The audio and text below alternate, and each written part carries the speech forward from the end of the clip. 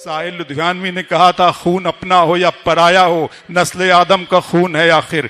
जंग मशरिक में हो कि मगरिब में, अमन आलम का खून है आखिर। टैंक आगे बढ़ें कि पीछे हटें, कोक धरती की बांझ होती है। फतेह का जश्न हो कि हार का सोग, जिंदगी मैयतों पे रोती है।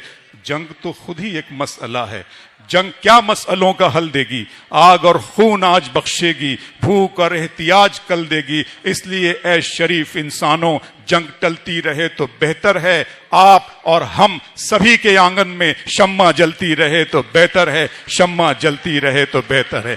मेरी माएँ, मेरी बहन, मेरी बेटियां जैसी खवातीन यहाँ पर, बहुत मुअज़्ज़िज़ खवातीन यहाँ पर बैठी हुई हैं, मैं आप सबको बहुत आदर और सम्मान करता हूँ कि आप इस खूबसूरत मोहब्बत की बज़्म का हिस्सा बनिए। दुनिया को इसी तरह से आपकी नुमाइंदगी की जरूरत है। और मुझे यकीन है कि जब जब भी किसी पर न किसी के साथ नाइंसाफी होगी, कहीं पर जुल्म होगा, तो आप हमारी आवाज, अपनी आवाज को बुलंद करेंगे नाइंसाफी के खिलाफ। मैं फिर आपका शुक्रिया अदा करते हुए चाहता हूं कि डॉक्टर गणेश गायकवाड़ आगा साहब आएं और अपने ख्यालात का इजहार फरमाएं इस किताब के बारे में, अपनी शेरी सफ़र के बारे में। उनकी शरीक हयात ने इनका कितना सपोर्ट किया है कि वो यहाँ तक पहुँचे हैं। दोस्तों, बहुत खूबसूरत ये किताब है और हम चाहते हैं कि हम उनसे उनकी शायरी भी सुने और उनसे उनकी गुफ्तगू भी सुने। डॉक्टर गणेश गायकवाड़ आगा साहब। दोस्तों, आज का दिन मेरे जीवन का सबसे महत्वपूर्ण दिन है। मंच पर विराजमान डॉक्टर राहत इंदौरी साहब, राजेश रेड्डी साहब, शकील आज़मी साहब और खूबसूरत निज़ामत करने वाले मेरे भाई अबरार काशिफ और इब्तदाई निज़ामत जिन्होंने यहाँ पर की, वो मेरे भाई रंजित राजपूत और डॉक्टर वैशाली निकम, इनका मैं शुक्रिया अदा करता हूँ। और आप सभी सामीन को मैं सलाम करता हूँ। ये मेरी 8वीं किताब है दोस्तों, और उम्र के 50 साल और शायरी के 25 साल आज मैं मुकम्मल कर रहा हूँ। और इस किताब का इजरा इन शख्सियतों के दरमियान होना मैं अपने लिए एक बहुत खुशकिस्मती की बात मानता हूँ। लेकिन हाँ, इसमें शहर बुल्ढाना का भी बहुत बड़ा हाथ है। पिछले 25 सालों से मैं आपको गज़ल सुना रहा हूँ। सर, मेरी शायरी ने बुल्ढाना वालों पर किसी शहनशाह की तरह जुल्म ढाए हैं, लेकिन इनके मुंह से मेरे लिए वहा ही निकलता है। अब रही बात दूसरी मेरे घर परिवार की, तो सर किसी फंक्शन की, त्योहार की तरह मेरे घर के सभी लोग इजरा में शरीक होते हैं। सर, मेरी माँ, मेरे भाई, मेरी पत्नी, मेरी बेटियाँ और मेरे भाई और मेरी माँ का आशीर्वाद, प्रेम तो है ही, लेकिन सबसे ज़रूरी बात मैं कहना चाहता हूँ, मेरी शायरी के प्रथम श्रोता जो है वो 3 लोग, मेरी पत्नी प्रतिभा और बेटी ऋतुजा और प्रज्ञेश। एक बात आपको बता दूं, मैं कभी कभार शायद जंगल के शेर के साथ भी आदमी कुछ पल बिता दे, लेकिन एक शख्स जो शायर है, उसके शेर उस उम्र बिताना बहुत कठिन काम है।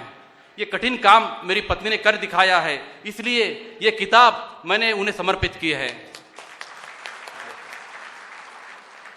और दोस्तों, 15 जनवरी मेरा जन्मदिन है।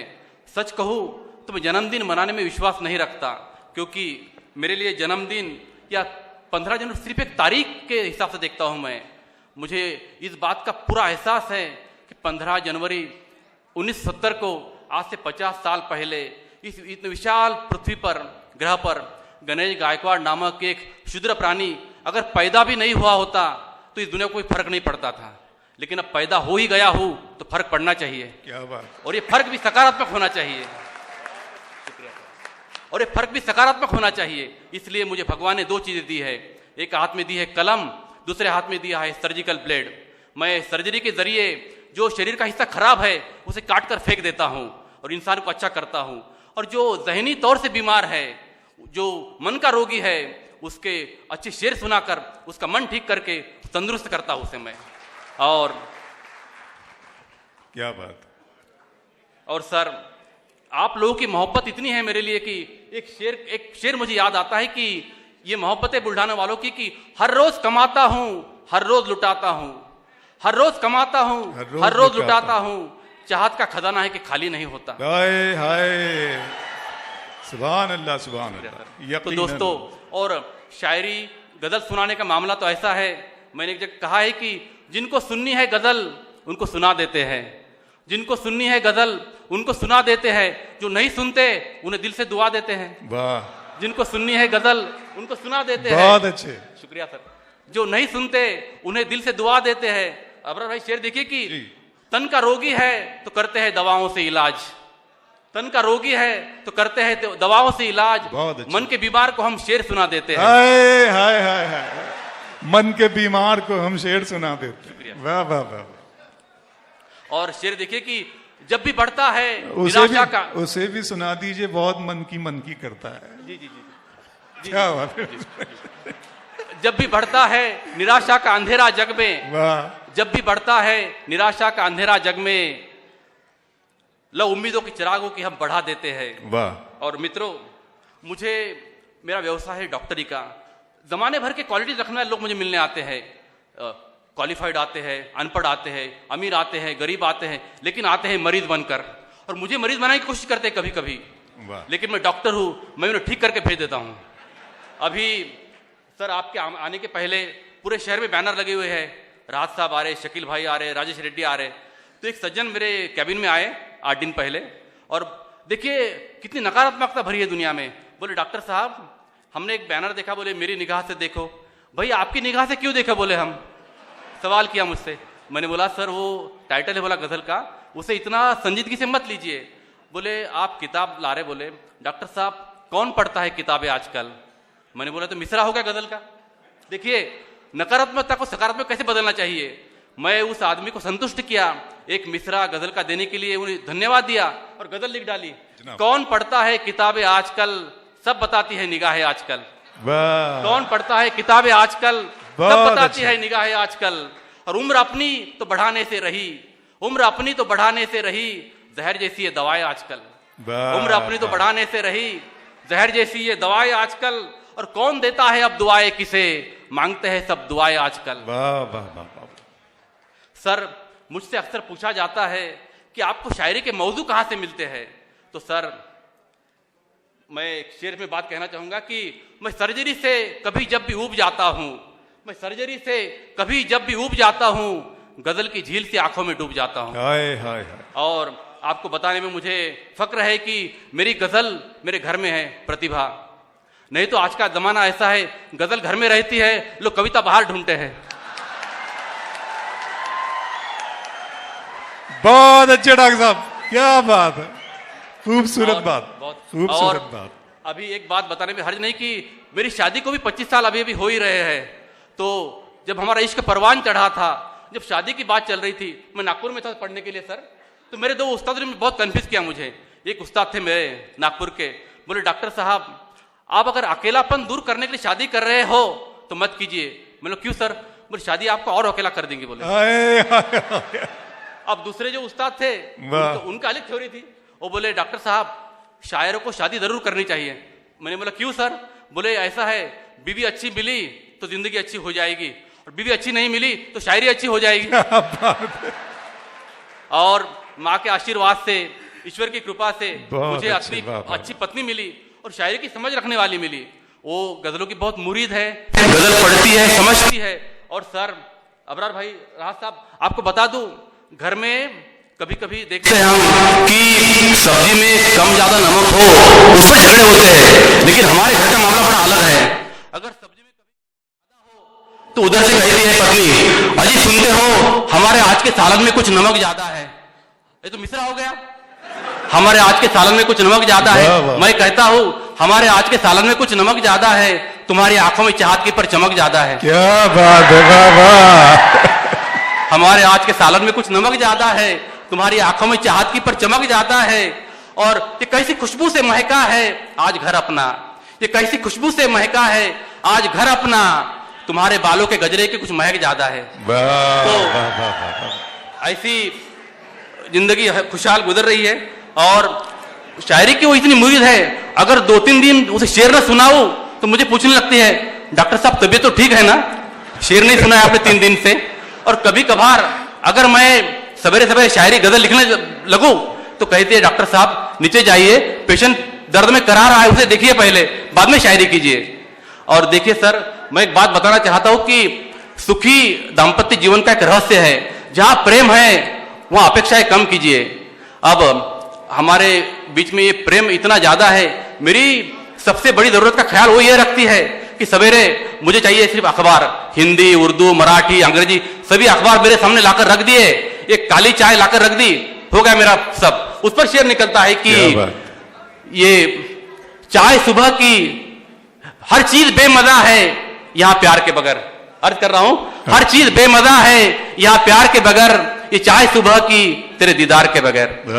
हर चीज बेमजा है यहां प्यार के बगैर, ये चाय सुबह की तेरे दीदार के बगैर। और काटू कैसे वक्त को हथियार के बगैर, काटू कैसे वक्त को हथियार के बगैर, ये सुबह का समय वो भी अखबार के बगैर। आप सब इस पर थोड़ा शांति बनाए रखिए। इत्तेफाक राय रखते होंगे कि भारतीय महिलाओं को किसी फंक्शन में जाने के लिए तैयार होने में काफी वक्त लगता है। एक रिसर्च हुआ है, एक रिसर्च के मुताबिक एक भारतीय महिला किसी फंक्शन में जाने के लिए जितना समय लेती है, उतने समय में हमारे सैनिक येलोसी क्रॉस करके 2 बार सर्जिकल ट्राई करके आ सकते हैं। तो मेरे घर में भी ऐसा मामला होता है कभी कभी। अभी कुछ दिन पहले एक रिसेप्शन में जाना था हमको, मैं प्रतिभा तैयार हो रही थी। थोड़ा शांति रखिए भाई, थोड़ी शांति रखिए। नहीं, शोर शराबा नहीं, आराम से बैठ जाइए ना, जगह बना के बैठ जाइए। जी जी, आवाज आ रही है? आ रही है, प्लीज प्लीज। तो जी डॉक्टर साहब। जी जी, तो मैंने पत्नी से कहा कि भगवान तुम इतनी देर से तैयारी कर रही हो, अब मेरी तैयारी 3-4 बार तैयारी होकर खराब हो चुकी थी।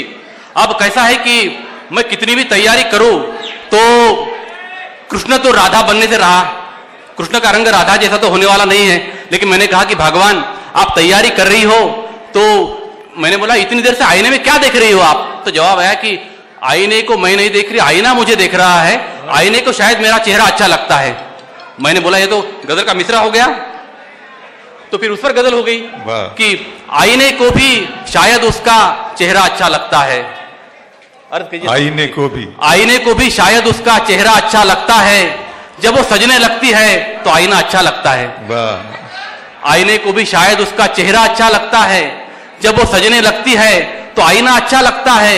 और फूलों जैसे लगते हैं राहों के सब कांटे मुझको, संग तुम्हारे चलता हूं तो रास्ता अच्छा लगता है। बहुत अच्छे, वाह वाह वाह वाह। फूलों जैसे लगते हैं राहों के सब कांटे मुझको, संग तुम्हारे चलता हूं तो रास्ता अच्छा लगता है। और शेर देखिए कि जिस पागल की खातिर तुम खुद को भुलाए बैठी हो, सच सच बोलो क्या तुमको इतना अच्छा लगता है? वाह। जिस पागल की खातिर तुम खुद को भुलाए बैठी हो, सच सच बोलो क्या तुमको इतना अच्छा लगता है? और शेर देखिए अबरार भाई की चाहे जितना सजने दो तुम झूठों को मक्कारों को। आपकी नजर कर रहा हूं शेर सर। चाहे जितना सजने दो तुम झूठों को मक्कारों को, सच की खातिर लड़ने वाला चेहरा अच्छा लगता है। बहुत अच्छे, वाह वाह वाह वाह वाह। चाहे जितना सजने दो तुम झूठों को मक्कारों को, सच की खातिर लड़ने वाला चेहरा अच्छा लगता है। और शेर मेरी तबीयत के ऊपर शेर है कि रोग शुगर का है मुझको, इश्क मगर उस पर है भारी। रोग शुगर का है मुझको, इश्क मगर उस पर है भारी, वो जो खिलाए हाथों से तो मीठा अच्छा लगता है। लेकिन दोस्तों, जैसा मैंने कहा, शायरी सिर्फ हुस्न, इश्क, शबाब, गुल बुलबुल की बात नहीं करती। जब तक शायरी में दर्द न हो, शायरी शायरी नहीं बनती। और जब मैं सर्जन की हैसियत से अपने क्लिनिक पे बैठता हूं, ओपीडी में बैठता हूं, तो जमाने भर के दुखों का मेरा सामना होता है। और अब कुछ दिन पहले की बात है, थोड़ा शांति रखिए भाई। नहीं, वो बैठने के लिए बैठ जाइए, बैठ जाइए जी आगा साहब। तो मैं अर्ज कर रहा था कि एक कैंसर का 4 स्टेप का मरीज, 4थी स्टेप का इंटेस्टाइनल कोलोरेक्टल कैंसर मेरे ओपीडी में आया, दर्द से कराहता हुआ। उस पर मुझे रिश्तेदारों की हिदायत में रहती है कि डॉक्टर साहब इसे हौसला दीजिए, इसे तकलीफ के बारे में ज्यादा मत बताइए, क्या हुआ है करके। अब एक दिन मैं उसे पेन किलर की दवाएं देकर रवाना कर देता था। एक दिन वो पेशेंट ने पूरी दिल की भड़ास मुझ पर निकाल दी। बोले डॉक्टर साहब मैं इतने 2 महीने से आपकी तरफ आ रहा हूं बोले, और आप मुझे दवा लिख देते हैं, मुझे बोलते नहीं क्या हुआ है, तो आप कुछ बताइए बोले, आप ईश्वर है और मेरा इलाज कीजिए बोले। तो दोस्तों, ये बड़ा कठिन प्रसंग होता है कि डॉक्टर, पेशेंट डॉक्टर को ईश्वर समझता है, लेकिन डॉक्टर भी एक असहाय मरीज होता है। और उसने एक जुमला कहा मुझे, इलाज क्या है मेरे रोग का बता दे मुझे। मिश्रा हो गया सर जी। इलाज क्या है मेरे रोग का बता दे मुझे। मैंने अपनी ओपीडी जाने के बाद संतुष्ट किया उसे और कुछ देर तक ओपीडी बंद रखा मैंने, क्योंकि अंदर से दोनों भी टूट चुके थे, वो अपनी बीमारी से और मैं अपने असहायता से। इस मिश्रा को गिरह लगाई मैंने कि इलाज क्या है मेरे रोग का बता दे मुझे, फकत तसल्ली न दे चारागर दवा दे मुझे। वाह वाह वाह वाह। इलाज क्या है मेरे रोग का बता दे मुझे, फकत तसल्ली न दे चारागर दवा दे मुझे। और वफा खुलूस मोहब्बत का पासबा हूं मैं, संरक्षक हूं मैं। वफा खुलूस मोहब्बत का पासबा हूं मैं। ये जुर्म है तो फिर जुर्म की सजा दे मुझे। देखिए यकीन मानिए ये सारे उस पेशेंट के जज्बात है जिन्हें मैंने गजल में पिरोया है कि मैं हम सफर हूं तेरा तो पकड़ ले हाथ मेरा, मैं हम सफर हूं तेरा तो पकड़ ले हाथ मेरा, अगर वो राह की दीवार तो गिरा दे मुझे। बहुत अच्छे, वाह मैं हम सफर हूं वाह। तेरा तो पकड़ ले हाथ मेरा, अगर वो राह की दीवार तो गिरा दे मुझे।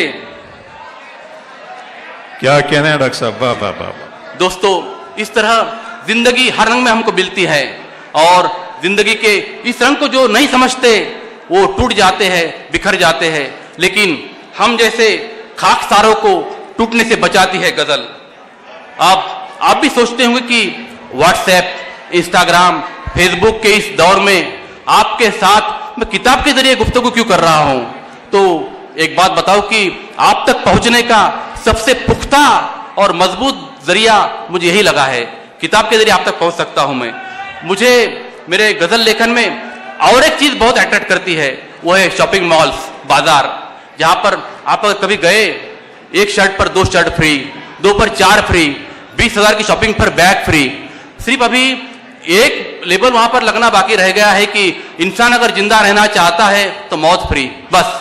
और उस पर मैंने शेर लिखा है सर कि चेहरे पे जो खुशियों का अंबार लगाता है, चेहरे पे जो खुशियों का अंबार लगाता है, वो दांव पर अपना ही किरदार लगाता है। वाह। चेहरे पे जो खुशियों का अंबार लगाता है, वो दांव पर अपना ही किरदार लगाता है।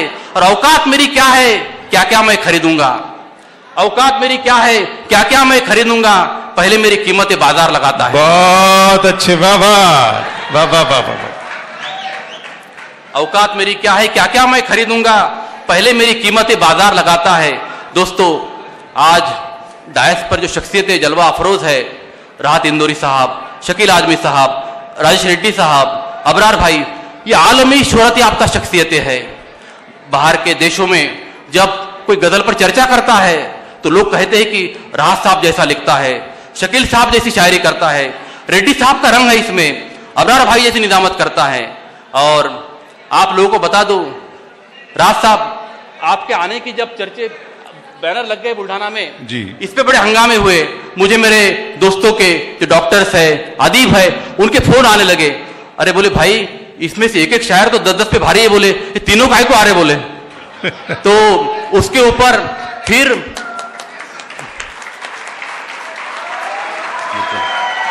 और तो और मुझे यहां तक पूछा गया कि ये लोग वाकई में आ रहे हैं या सिर्फ आप गर्दी बढ़ाने के लिए बैनर लगा रहे हो। मैंने बोला भाई सही में आ रहे हैं, और फिर बात वहीं पर आकर अटक जाती है। मेरे कुछ अजीज दोस्तों ने मुझे पूछा कितने में ठहरा, कितने में मान गए राहत साहब, कितने लिए राजेश साहब ने। तो दोस्तों आपको एक बात बता दूं, उनको तो मैंने कुछ नहीं कहा, लेकिन आज इंकशाफ कर रहा हूं मैं, ये लोग इतने सस्ते भी नहीं है इन्हें कोई खरीद सके, ये लोग इतने भी सस्ते भी नहीं है कि इन्हें कोई खरीद सके, और इतने महंगे भी नहीं कि आपकी और मेरी मोहब्बत इन्हें हासिल न कर सके।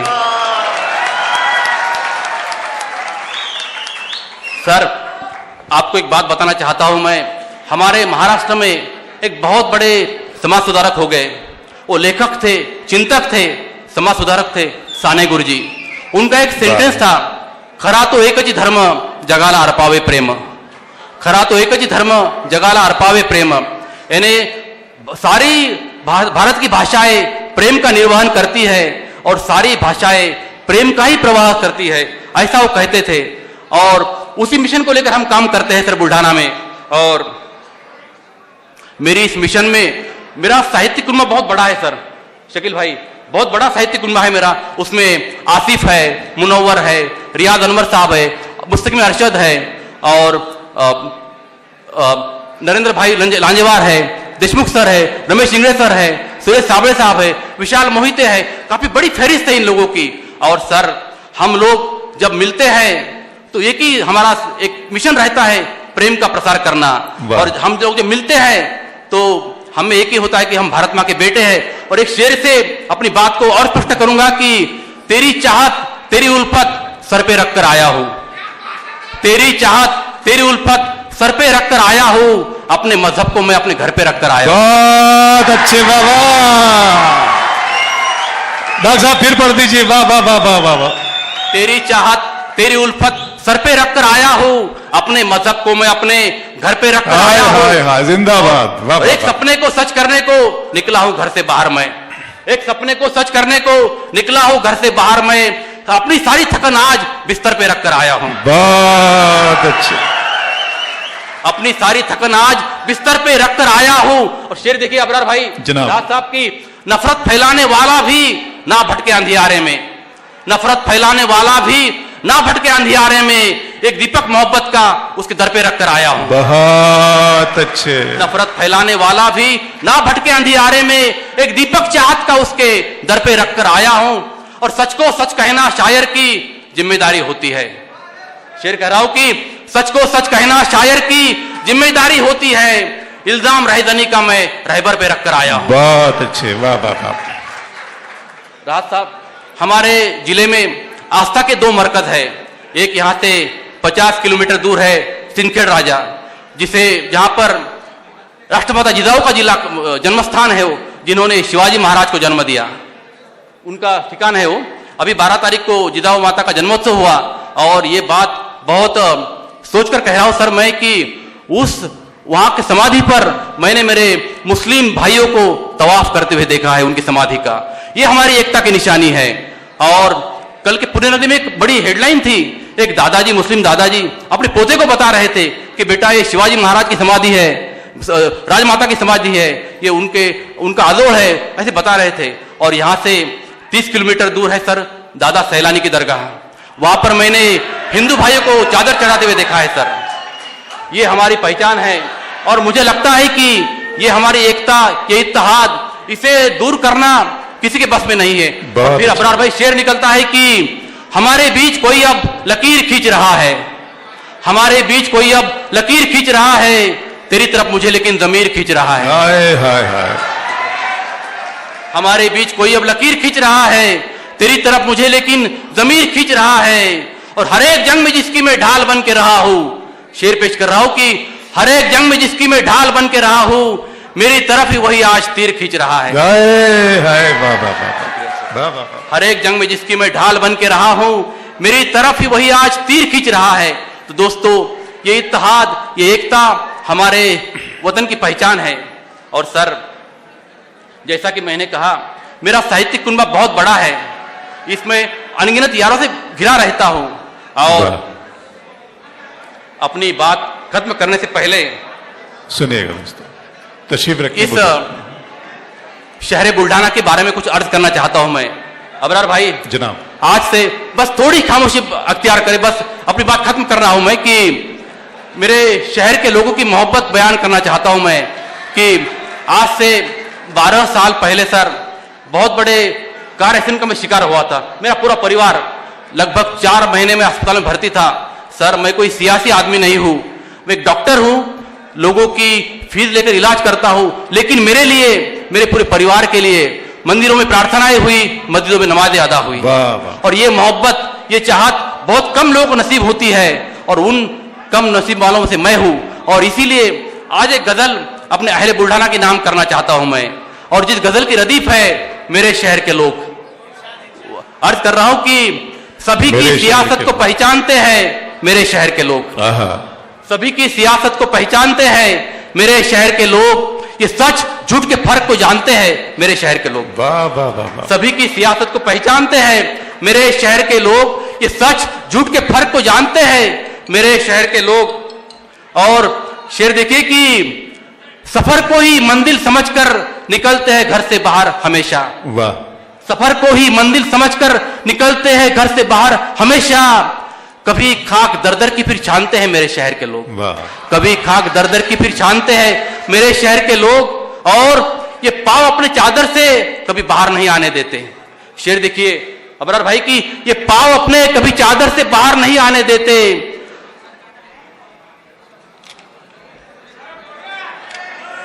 जी सुनिएगा दोस्तों। कभी पांव अपने चादर से बाहर नहीं आने देते, हमेशा ही चादर को यूं तानते हैं मेरे शहर के लोग, हमेशा ही चादर को यूं तानते हैं मेरे शहर के लोग। और आखिरी शेर इस गजल का कि जमाने में इंसानियत से बड़ा कोई मजहब नहीं है। मिसरा देखिए कि जमाने में इंसानियत से बड़ा कोई मजहब नहीं है, कि मजलूम को अपना रब मानते हैं मेरे शहर के लोग, मजलूम को अपना रब मानते हैं मेरे शहर के लोग।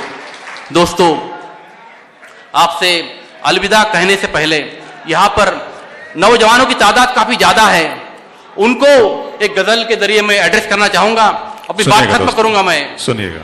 अर्ज किया मैंने कि किसी की नींद उड़ा दो, किसी का ख्वाब बनो, किसी की नींद उड़ा दो, किसी का ख्वाब बनो, जो लाजवाब है उनके लिए जवाब बनो। वाह वाह वाह वाह। किसी की नींद उड़ा दो, किसी का ख्वाब बनो, जो लाजवाब है उनके लिए जवाब बनो। और लहू सड़क पे बहाने से कुछ नहीं होगा, लहू सड़क पे बहाने से कुछ नहीं होगा। किससे इश्क करो, साहिब किताब बनो। वाह। किससे इश्क करो, साहिब किताब बनो। और कुछ ऐसे काम करो कि महक उठे दुनिया, कुछ ऐसे काम करो कि महक उठे दुनिया। कभी जूई, कभी चंपा, कभी गुलाब बनो। क्या बात है, क्या बात। कुछ ऐसे काम करो कि महक उठे दुनिया, कभी जूई, कभी चंपा, कभी गुलाब बनो। और शेर देखिए कि मिटा के राख करो जुल्म की मीनारों को, मिटा के राख करो जुल्म की मीनारों को। मेरे दियालों उठो, दौरे इनकलाब बनो। बहुत अच्छे। मिटा के राख करो जुल्म की मीनारों को, मेरे दियालों उठो, दौरे इनकलाब बनो। और शेर देखिए कि किसी की आंख का तारा बनो या चांद कोई, किसी की आंख का तारा बनो कि चांद कोई। हर एक शख्स का लेकिन तुम इंतखाब बनो, हर एक शख्स का लेकिन तुम इंतखाब बनो। और आखिरी शेर की, तुम अपने सपनों को सच में बदल दो मेहनत से। आखिरी शेर इस गजल का कि तुम अपने सपनों को सच में बदल दो मेहनत से। मैं चाहता हूं कि दुनिया में कामयाब बनो, मैं चाहता हूं कि दुनिया में कामयाब बनो। आपसे अलविदा लेता हूं और आपसे एक दरख्वास्त करता हूं कि मेरी किताब बाहर अभी रिलीज हो चुकी है, तो बाहर आपको मिलेगी। और आप इसे इंस्टाग्राम पर या फिर अमेज़न पर भी प्राप्त कर सकते हैं। आप सबको, मुझे सबने सुना, इसके लिए शुक्रिया, धन्यवाद, थैंक यू सो मच। बहुत बहुत शुक्रिया, बहुत।